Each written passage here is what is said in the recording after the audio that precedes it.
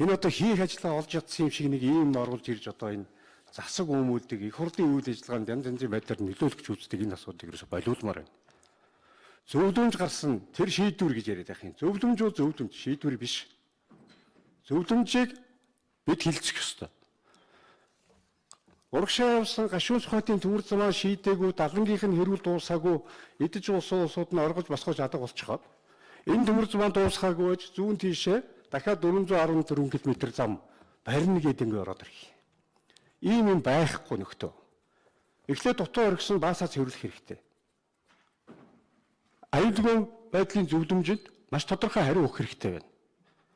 Юу гэсэн үг дахиад нэг аваалсан 70 шороо бий болох гэдэг юм.